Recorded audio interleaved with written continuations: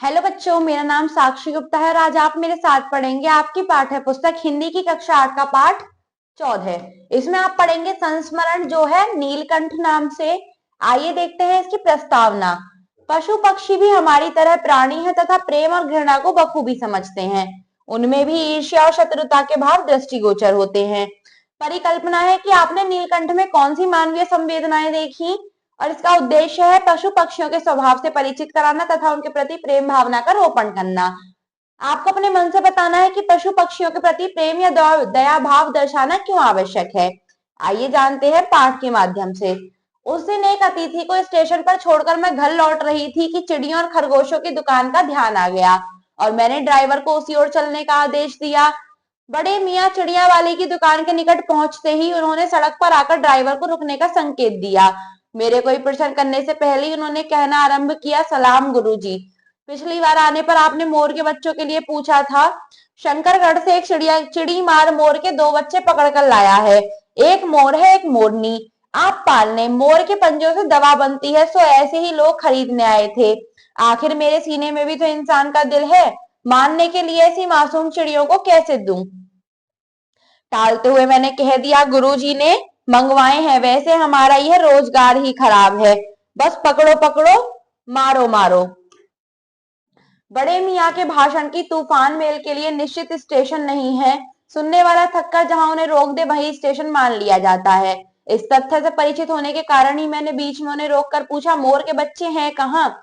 बड़े मियाँ के हाथ के संकेत का अनुसरण करते हुए मेरी दृष्टि एक तार के छोटे से पिंजड़े तक पहुंची जिसमें तीतरों के समान 2 बच्चे बैठे थे। पिंजड़ा इतना संकीर्ण था कि वे पक्षी शावक जाली के गोल फ्रेम में किसी जड़े चित्र जैसे लग रहे थे। पाठ से बताना है, लेखिका पक्षी किससे खरीदती थी? बड़े मियाँ दुकान वाले। मोर के शरीर के किस हिस्से से दवा बनती है? उनके पंजों से। मोर के बच्चे किस पक्षी के समान दिखते थे? तीतर के समान। आइए देखते हैं आगे। मेरे निरीक्षण के साथ साथ बड़े मियाँ की भाषण मेल चली जा रही थी। ईमान कसम गुरुजी, चिड़ी मान ने मुझे इस मोर के जोड़े के नगद 30 रुपए लिए हैं। बहुत कहा भाई, जरा सोच तो, अभी इसमें मोर की कोई खासियत भी है कि तू इतनी बड़ी कीमत वैसे ही मांगने चला है। पर वह मूंजी क्यों सुनने लगा। अब का ख्याल करके अश्ता पश्ता कर देना ही पड़ा। अब आप जो मुनासिब समझे, 30 चिड़ी मार के नाम के और 5 बड़े मियाँ के इनाम के देकर जब मैंने वह छोटा पिंजरा कार में रखा, तब मानो वह जाली के चौखट का चित्र जीवित हो गया। दोनों पक्षी शावकों के छटपटाने से लगता था मानो पिंजरा सजीव और उड़ने योग्य हो गया हो। घर पहुंचते ही सब कहने लगे, तीतर है, मोर कहकर ठग लिया है। कदाचित अनेक बार ठगे जाने की बीज मेरे चिड़की जाने की दुर्बलता बन गई थी। अप्रसन्न होकर मैंने कहा, मोर में क्या सुरखाव के पल लगे हैं, है तो पक्षी ही। चिढ़ा दिया जाने के कारण ही संभवतः उन दोनों पक्षियों के प्रति मेरे व्यवहार और यत्न में कुछ विशेषता आ गई। पहले अपने पढ़ने लिखने के कमरे में उनका पिंजरा रखकर उनका दरवाजा खोला, फिर कटोरों में सत्तू की छोटी बड़ी गोलियां और पानी रखा। वे दोनों चूहेदानी जैसे पिंजरे से निकलकर कमरे में मानो खो गए। कभी मेज के नीचे घुस गए, कभी अलमारी के पीछे। अंत में इस लुका छिपी से थककर उन्होंने मेरे रद्दी कागजों की टोकरी को अपने नए बसेरे का गौरव प्रदान किया। दो चार दिन वे इसी प्रकार दिन में इधर उधर गुप्तवास करते और रात में रद्दी की टोकरी में प्रकट होते रहते। घर लाकर लेखिका ने मोर के बच्चों को क्या खाने को दिया? 2 छोटी छोटी सत्तू की गोलियां और पानी। चित्रा से क्या खतरा था कि वो इन पक्षियों को खा जाती थी। लेखिका का कमरा कैसा प्रतीत होने लगा? चिड़िया खाने की तरह। सभ्य सभासदों के समान सारे क्रियाकलापों का निरीक्षण कौन कर रहा था, ये हम जानेंगे आगे पाठ के माध्यम से। फिर आश्वस्त हो जाने पर कभी मेरी मेज पर, कभी कुर्सी पर और कभी मेरे सिर पर अचानक आविर्भूत होने लगे। खिड़कियों में जाली लगी थी पर दरवाजा मुझे निरंतर बंद रखना पड़ता था। खुला रहने पर चित्रा, मेरी बिल्ली नवागंतुकों का पता लगा सकती थी और तब उसके शोध का क्या परिणाम होता यह अनुमान करना कठिन नहीं है। वैसे वह चूहों पर भी आक्रमण नहीं करती, परंतु यहाँ तो 2 सर्वर था। अपरिचित परीक्षियों के अनाधिकार चेष्टा का प्रश्न था। उसके लिए दरवाजा बंद रहे और ये दोनों उसकी दृष्टि में ऐरे गहरे मेरी मेज को अपना सिंहासन बना ले। यह स्थिति चित्रा जैसी अभिमानी मार्जरी के लिए अस्थायी कही जाएगी। जब मेरे कमरे का कायाकल्प चिड़िया खाने के रूप में होने लगा, तब मैंने बड़ी कठिनाई से दोनों चिड़ियों को पकड़कर जाली के बड़े घर में पहुंचाया, जो मेरे जीव जंतुओं का सामान्य निवास है। दोनों नवागंतुकों ने पहले से रहने वालों में वैसा ही कौतूहल जगाया जैसा नववधु के आगमन पर परिवार में स्वाभाविक होता है। लक्का कबूतर नाचना छोड़कर दौड़ पड़ा और उनके चारों ओर घुस घुस कर गुटरगू गुटरगू की रागनी अलापने लगा। बड़े खरगोश सभ्य सभासदों के समान क्रम से बैठकर गंभीर भाव से उनका निरीक्षण करने लगे। ऊन की गेंद जैसे छोटे खरगोश उनके चारों ओर उछल कूद मचाने लगे। तोते मानो भली भांति देखने के लिए एक आंख बंद करके उनका परीक्षण करने लगे।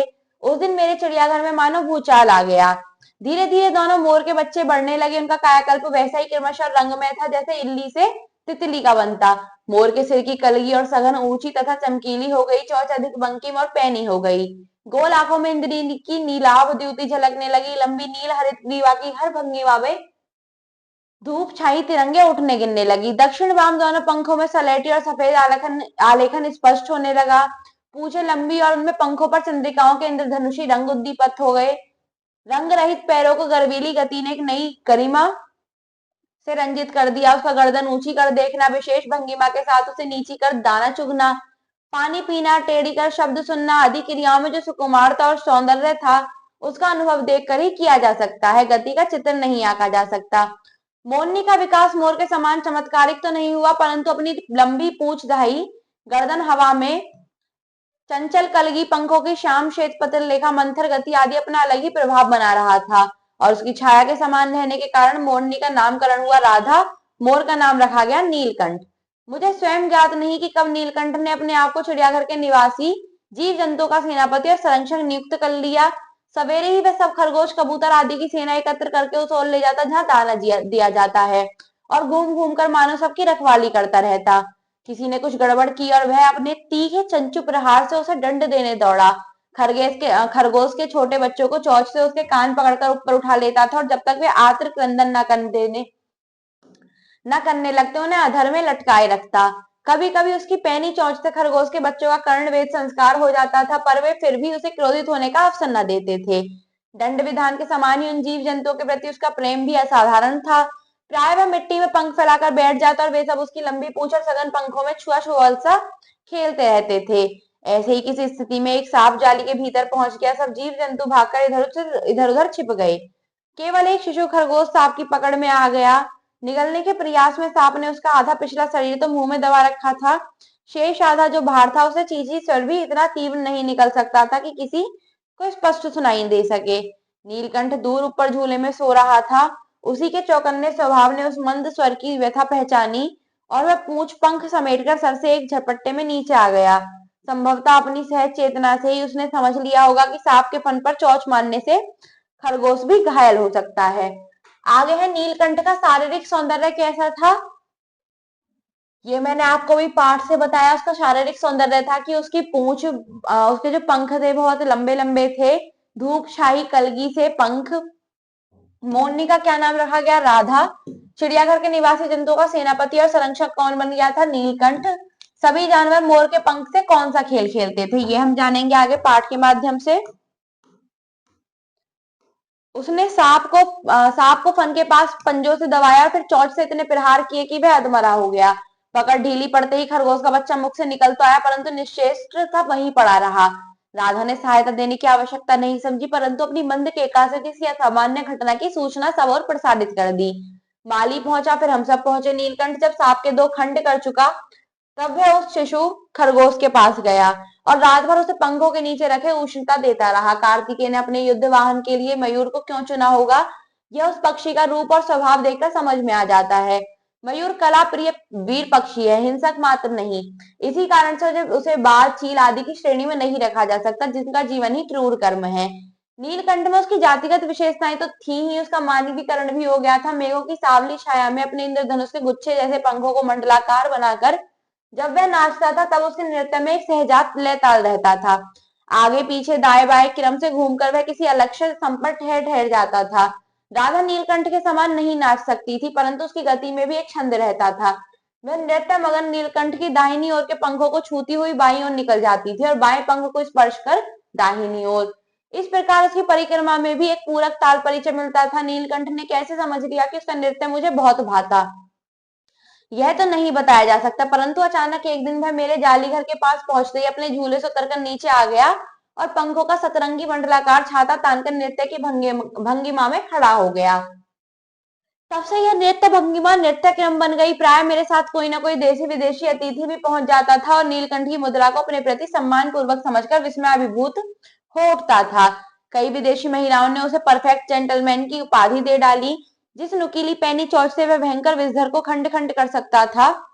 पाठ से आपको बताना है कि सांप के जाली में घुसने से सभी जानवरों ने क्या किया कि वो नीलकंठ को बुला के लाए। कौन सा जानवर सांप की पकड़ में आ गया? खरगोश। राधा ने उस असामान्य घटना की सूचना किस प्रकार दी? छंद करके। विदेशी महिलाओं ने नीलकंठ को क्या उपाधि दी? A perfect gentleman. उसी से मेरी हथेली पर रखे हुए चने ऐसी कोमलता से हौले हौले उठाकर खाता था कि हंसी भी आती थी और विस्मय भी होता था। फलों के वृक्षों से अधिक उसे पुष्पित और पल्लवित वृक्ष भाते थे। बसंत में जब आम के वृक्ष सुनहली मंजलियों से लद जाते थे, अशोक नए लाल पल्लवों से ढक जाता था, तब जालीघर में वह इतना स्थिर उठता कि उसे बाहर छोड़ देना पड़ता। नीलकंठ और राधा की सबसे प्रिय ऋतु तो वर्षा ही थी। मेघों के उमड़ आने से पहले ही वे हवा में उसकी सजलाहट पा लेते थे और तब उनकी मंद केका की गूंज अनगूंज तीव्रतर होती हुई मानो बूंदों के उतरने के लिए सोपान पंक्ति बनाने लगती थी। मेघ के गर्जन के ताल पर ही उसके तन में नृत्य का आरंभ होता है और फिर मेघ जितना अधिक गरजता, बिजली जितनी अधिक चमकती, बूंदों की रिमझिमाहट जितनी तीव्र होती जाती, नीलकंठ के नृत्य का वेग उतना ही बढ़ता जाता और उसका केका स्वर उतना ही मंद से मंदतर होता जाता। वर्षा के थम जाने पर वह दाहिने पंजे पर दाहिना पंख और बाएं पर बायां पंख फैलाकर सुखाता। कभी कभी वे दोनों एक दूसरे के पंखों से टपकने वाली बूंदों को चोंच से पी पी कर पंखों का गीलापन दूर करते रहते। इस आनंद उत्सव की रागनी में बेमेल स्वर कैसे बज उठा, यह भी एक करुण कथा है। नीलकंठ और राधा की सबसे प्रिय ऋतु कौन सी थी? वर्षा। पंखों के गीलेपन को नीलकंठ तथा राधा कैसे दूर करते थे? कभी कभी वे दोनों एक दूसरे के पंखों से टपकने वाली बूंदों को चोंच से पी पी कर पंखों का गीलापन दूर करते थे। अधमरी मोरनी के पंजे की उंगलियां कैसे टूट गईं? आइए जानेंगे आगे पाठ के माध्यम से। एक दिन मुझे किसी कार्य से नरवास कोने से निकलना पड़ा और बड़े मियाँ ने पहले के समान कार को रोक लिया। इस बार किसी पिंजड़े की ओर नहीं देखूंगी, संकल्प करके मैंने बड़े मियाँ की विरल दाढ़ी और सफेद डोरे से कान में बंधी ऐनक को ही अपने ध्यान का केंद्र बनाया। पर बड़े मियाँ के पैरों के पास जो मोरनी पड़ी थी उसे अनदेखा करना कठिन था। मोरनी राधा के समान ही थी। उसके मूंछ से बंधे दोनों पंजों की उंगलियां टूटकर इस प्रकार एकत्र हो गईं कि वह खड़ी नहीं हो सकती थी। बड़े मियाँ की भाषण में फिर दौड़ने लगी। देखिए गुरुजी, कमबख्त चिड़ी माम ने बेचारे का क्या हाल किया है। ऐसे कभी चिड़ियां पकड़ी जाती हैं, आप नहीं होती तो मैं उसी के सिर से पटक देता, पर आपसे भी यह अधमरी मोरनी ले जाने को कैसे कहूं। सारांश यह है कि 7 रुपए देकर मैं उसे अगली सीट पर रखवाकर घर ले आई और एक बार फिर मेरे पढ़ने लिखने का कमरा अस्पताल बना। पंजों को मरहम पट्टी और देखभाल करने पर वह महीने भर में अच्छी हो गई। उंगलियां वैसे ही टेढ़ी मेढ़ी रही, पर वह ठूठ जैसे पंखों पर डगमगाती हुई चलने लगी। तब उसे जालीघर में पहुंचाया गया और नाम रखा गया कुब्जा। नाम के अनुरूप ही वह स्वभाव से भी कुब्जा ही प्रमाणित हुई। अब तक नीलकंठ और राधा साथ रहते थे, अब कुब्जा उन्हें साथ देखते ही मानने दौड़ती। चौथ से मार मार कर उसने राधा की कलगी नोच डाली, पंख नोच डाले। कठिनाई यह थी कि नीलकंठ उससे दूर भागता था और वह उसका साथ चाहती थी। ना किसी जीव जंतु से उसकी मित्रता थी, ना वह नीलकंठ के समीप किसी को आने देना चाहती थी। उसी बीच राधा ने 2 अंडे दिए जिनको वह पंखों में छिपाए बैठी रहती थी। पता चलते ही कुब्जा ने चौच मार मार कर राधा को ढकेल दिया, फिर अंडे फोड़कर ठूठ जैसे पैरों से सब और छितरा दिए। इस कलह कोलाहल से उससे भी अधिक राधा की दूरी से बेचारे नीलकंठ की प्रसन्नता का अंत हो गया। कई बार वह जालीगढ़ से निकल भागा। एक बार कई दिन तक भूखा प्यासा आम की शाखाओं में छिपा बैठा रहा, जहां से बहुत पुचकार कर मैंने उतारा। एक बार मेरी खिड़की के शेड पर छिपा रहा। मेरे दाना देने जाने पर वह सदा की भांति पंखों को मंडलाकार बनाकर खड़ा हो जाता था, पर उसकी चाल में थकावट और आंखों में शून्यता रहती थी। अपनी अनुभवहीनता के कारण ही मैं आशा करती रही कि थोड़े दिन बाद सब में मेल हो जाएगा। अंत में 3-4 मास के उपरांत एक दिन सवेरे जाकर देखा कि नीलकंठ पूछ पंख फैलाए धरती पर उसी प्रकार बैठा हुआ है जैसे खरगोश के बच्चे को पंखों में छिपाकर बैठा था। मेरे पुचकारने पर भी उसके ना उठने पर संदेह हुआ। वास्तव में नीलकंठ मर गया था। क्यों का उत्तर तो अब तक नहीं मिल सका है। ना उसे कोई बीमारी हुई, ना उसके रंग बिरंगे फूलों के स्तबक जैसे शरीर पर किसी चोट का चिन्ह मिला। मैं अपने शॉल में लपेटकर उसे संगम ले गई। जब गंगा की बीच धार में उसे प्रवाहित किया गया, तब उसके पंखों की चंद्रिकाओं से बिंबित प्रतिबिंबित होकर गंगा का चौड़ा पाट एक विशाल मयूर के समान तरंगित हो उठा। नीलकंठ के मरने पर राधा तो निश्चेष्ट सी कई दिन कोने में बैठी रही। वह कई बार भागकर लौट आया था, अतः वह प्रतीक्षा के भाव से द्वार पर दृष्टि पर लगाए बैठी थी। लेखिका ने उस अधमरी मोरनी का नाम क्या रखा? कुब्जा। नीलकंठ और राधा को साथ देखकर कुब्जा दोनों को क्यों मारने दौड़ती? क्योंकि वो नहीं चाहती थी कि नीलकंठ के पास कोई अन्य जानवर आए। नीलकंठ की प्रसन्नता का अंत किस प्रकार हो गया? क्योंकि उसके पास कोई जानवर नहीं आता था और मरने के बाद लेखिका ने मोर को कहाँ प्रवाहित किया? गंगा में। कुब्जा की मृत्यु किस प्रकार हो गई, आइए जानेंगे पाठ के माध्यम से। पर कुब्जा ने कोलाहल के साथ खोज ढूंढ आरंभ की। खोज के क्रम में वह प्राय जाली का दरवाजा खुलते ही बाहर निकल आती थी। आम, अशोक, कचनार आदि की शाखाओं में नीलकंठ को ढूंढती रहती थी। एक दिन वह आराम से उतर रही थी कि कजली, अल्सेशियन कुतिया, सामने पड़ गई। स्वभाव के अनुसार उसने कजली पर भी चोट से प्रहार किया। परिणामतः कजली के दो दांत उसकी गर्दन पर लग गए। इस बार उसका कलह, कोलाहल और द्वेष प्रेम भरा जीवन बचाया न जा सका, परंतु इन तीन पक्षियों ने मुझे प्रकृति की विभिन्नता का जो परिचय दिया है वह मेरे लिए विशेष महत्व रखता है। राधा प्रतीक्षा में ही दुकेली है। आषाढ़ में जब आकाश मेघाच्छन्न हो जाता है तब वह कभी ऊंचे झूले पर और कभी अशोक अशोक की डाल पर अपनी केका को तीव्रतर करके नीलकंठ को बुलाती रहती है। ये पाठ महादेवी वर्मा द्वारा रचित है। आइए देखते हैं इसका शब्द पिटारा। आदेश, आज्ञा, परमिशन, अनुसरण, पीछे पीछे चलना, परसनेंस, संकीर्ण, तंग, नैरो, नवागंतुक, नया अतिथि, न्यू गेस्ट, मार्जरी, बिल्ली, कैट, कौतूहल, जिज्ञासा, क्यूरियोसिटी, सघन, घना, डेसेंस, द्युति, चमक, ग्लो, सौंदर्य, खूबसूरती, ब्यूटी, श्याम श्वेत, काला सफेद, ब्लैक एंड व्हाइट, कर्णवेद, कान छेदना, एयर पियर्सिंग, निश्चेष्ट, बिना प्रयास के, विदाउट एफर्ट, उष्णता, गर्मी, हीट, मयूर, मोर, पिकॉक, मेघ, बादल, क्लाउड, नृत्य, मगन, नाच में लीन, इमर्स्ड इन डांस, सुनहली, सुनहरी, गोल्डन, सजल, अश्रुपूर्ण, टीयरफुल, वेग, गति, स्पीड, शाखा, टहनी, ब्रांच, उपरांत, बाद, आफ्टर, प्रतीक्षा, इंतजार, वेट, मेघाच्छन्न, बादल से ढका, क्लाउडी, आर्त क्रंदन, दर्द से भरा रोना, इंटरनल क्राइंग। आइए चलते हैं आगे इसके अभ्यास पर। निम्नलिखित प्रश्नों के उत्तर दीजिए। मोर के बच्चों को तीतर के बच्चे बताकर लेखिका का मजाक किसने उड़ाया, उसके घर वालों ने।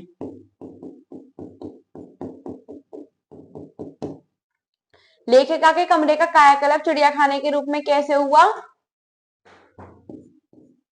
नीलकंठ और राधा की वजह से। नीलकंठ की सामान्य विशेषताएं लिखिए। आइए चलते हैं आगे, पाठ में से देखेंगे।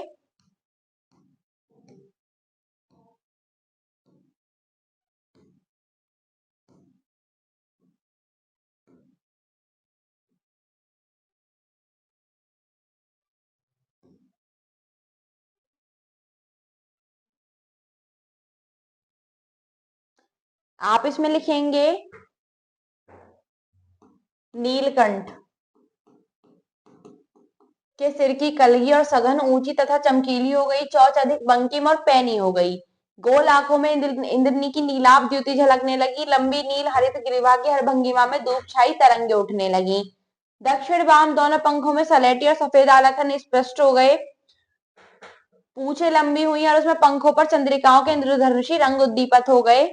रंग रहित पैरों को गर्वीली गति ने एक नई गरिमा से रंजित कर दिया। उसका गर्दन ऊंची कर। आइए चलते हैं आगे अगले प्रश्न पर।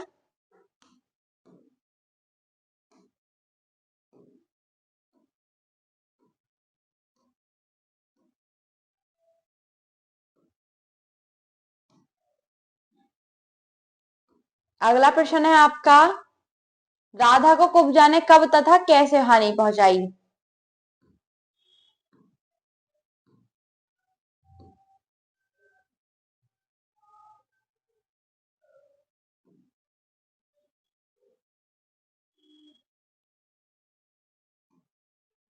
इसमें आप लिखेंगे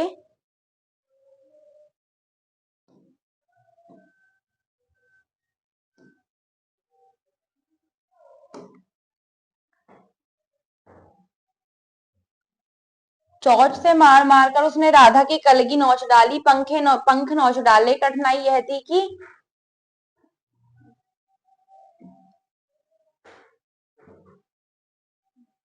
इसके बाद है आपको कि इसके बाद लिखना, उसी बीच राधा ने दो अंडे दिए जिनको वह पंखों में छिपाए बैठी रहती थी। पता चलने पर ही कुब्जा ने चोंच मार मार कर राधा को ढकेल दिया, फिर अंडे फोड़कर ठूठ जैसे पैरों से सब और छितरा दिए। आइए देखते हैं अगला प्रश्न।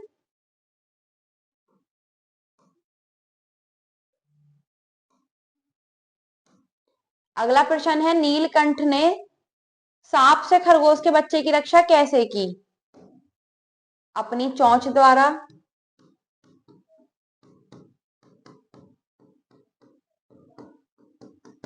कुब्जा की मौत कैसे हुई? आइए देखते हैं पाठ से। एक दिन कुब्जा आराम से उतर रही थी कि कजली सामने पड़ गई। स्वभाव के अनुसार उसने कजली पर भी चोंच से प्रहार किया। परिणाम कजली के दो दांत उसकी गर्दन पर लग गए।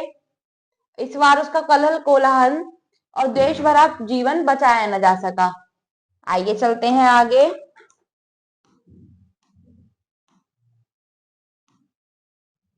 सही शब्द चुनकर खाली स्थान की पूर्ति कीजिए।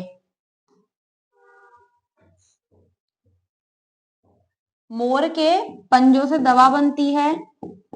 मोर में क्या सुरखाव के पर लगे हैं। केवल एक शिशु खरगोश सांप की पकड़ में आ गया। नीलकंठ कलाप्रिय वीर पक्षी है। वास्तव में नीलकंठ मर गया था। आइए चलते हैं आगे अगले प्रश्न पर। सही उत्तर पर सही का चिन्ह लगाइए। लेखिका की बिल्ली का क्या नाम था? चित्रा। नीलकंठ की सहचारणी थी राधा। लक्का किसका नाम था? कबूतर। नीलकंठ तथा राधा की प्रिय ऋतु कौन सी थी? वर्षा। नीलकंठ लेखिका ने नीलकंठ का मृत शरीर किस नदी में प्रवाहित किया? गंगा। आइए चलते हैं आगे मौखिक प्रश्नों की ओर। मौखिक प्रश्न है, निम्नलिखित प्रश्नों के उत्तर दीजिए। बड़े मियाँ के भाषण की क्या विशेषता थी? कि बड़े मियाँ का जो भाषण था उसका कोई स्टेशन नहीं था। उनको जहां रोक दिया जाए वही उनका स्टेशन था। लेखिका के घर पहुंचने पर सबने क्या कहा? लेखिका के घर पहुंचने पर सब लेखिका को चिढ़ाने लगे कि वो मोर के बच्चों की जगह तीतर ले आई। रद्दी कागजों की टोकरी को किस प्रकार का गौरव मिला? नीलकंठ और राधा का घर होने का। कुब्जा का स्वभाव कैसा था? कुब्जा का स्वभाव अच्छा नहीं था। नीलकंठ की मौत के बाद राधा की क्या हालत हुई कि वो लगातार दरवाजे की ओर देखने लगती। विपरीतार्थक शब्द लिखने हैं। निश्चित, अनिश्चित, सजीव, निर्जीव, सभ्य, असभ्य, ज्ञात, अज्ञात, सुंदर, बदसूरत, सहज, असहज, आवश्यकता, अनावश्यकता, कोमलता, कठोरता, मित्रता, शत्रुता। आइए चलते हैं आगे, लिंग बदलिए। पहला है मोर, मोरनी, चाचा, चाची, सांप, सापिन, आदमी, औरत, लेखिका, लेखक, वीर, वीरांगना, हिरन, हिरनी, कबूतर, कबूतरी, बलवान, बलवती। आगे है इनके दो दो पर्यायवाची शब्द लिखिए। मोर, मयूर, नीलकंठ, खरगोश, शशक और शश, पक्षी, खग, बिहग, सूर्य, रवि, भानु, जल, पानी, नीर, सांप, सर्प, भुजंग। आगे है शब्द बनाइए। जैसे रूप से रूपवान, रूपवती, रूपेश, रूपहला, अनुरूप। उसी प्रकार जब से जब जब, जब से, जबरन, जबरदस्त, जबरदस्ती। अगला है धन। धनवान, धनवती, धनवंतरी, धनरूप, धनुष। सम, समता, समाज, समान, समरूप, समरूपता। गुण, गुणवान, गुणवती, गुणसूत्र, अवगुण, निर्गुण। आगे है कल्पना की कलम से। कुब्जा के प्रति नीलकंठ के मन में आकर्षण पैदा होने के क्या कारण हो सकते हैं? क्योंकि कुब्जा का व्यवहार अन्य पशु पक्षियों के प्रति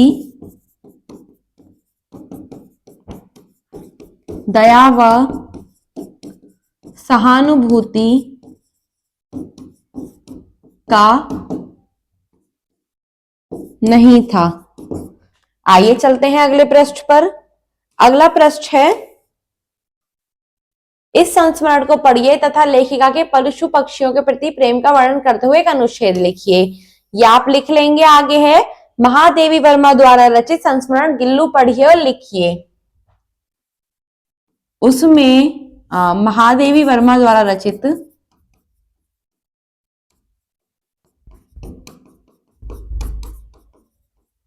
गिल्लू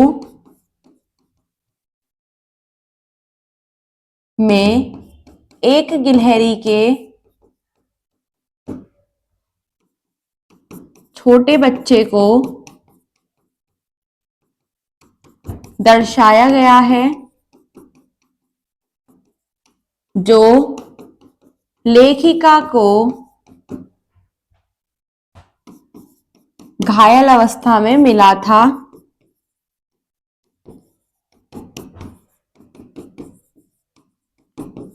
और लेखिका ने उसे अपने घर में आश्रय दिया। धीरे धीरे वह लेखिका का एक अभिन्न अंग बन गया। आइए चलते हैं आगे।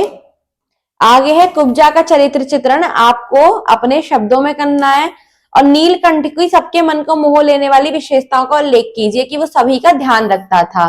आओ अब खेलें। पक्षियों को पहचान कर उनके नाम तथा उनके एक एक विशेषता लिखिए। नाम, गरुण, बड़ा और शक्तिशाली।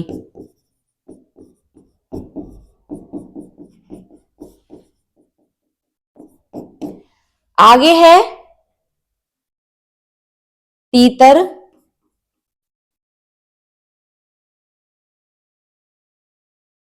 सुंदर पंख।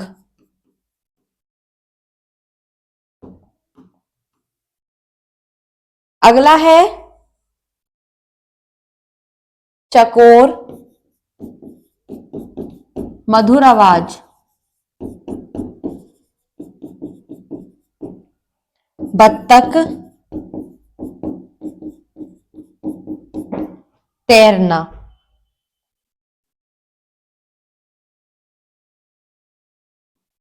बटेर, छोटा। आइए चलते हैं अगले पृष्ठ पर। अगले पृष्ठ में है सूझबूझ। हमारी सरकार ने मोर के किन गुणों के आधार पर उसे राष्ट्र पक्षी का दर्जा दिया होगा? जीवन मूल्य है। बच्चों, धरती पर तरह तरह के पशु पक्षी पाए जाते हैं। पशु पक्षी हमारे प्राकृतिक पर्यावरण के अभिन्न अंग हैं तथा प्राकृतिक संतुलन को बनाए रखने में महत्वपूर्ण भूमिका निभाते हैं। इसके अलावा इन्हें भी हमारी तरह सुख दुख की अनुभूति होती है। ये भी प्रेम और घृणा का अंतर समझते हैं। अतः प्राणी होने के नाते हमें इनके प्रति प्रेम भाव दर्शाना चाहिए तथा इन्हें कारण परेशान नहीं करना चाहिए। आप पशु पक्षियों के प्रति कैसा भाव दर्शाते हैं तथा क्यों? आगे है कड़ी जोड़ो। आपको एक छोटी सी रचना लिखनी है जिसमें अपने मोर के बारे में अपने विचार और ज्ञान को साझा किया हो। आपको जगह दी गई है, आप इसमें लिख लेंगे। धन्यवाद बच्चों।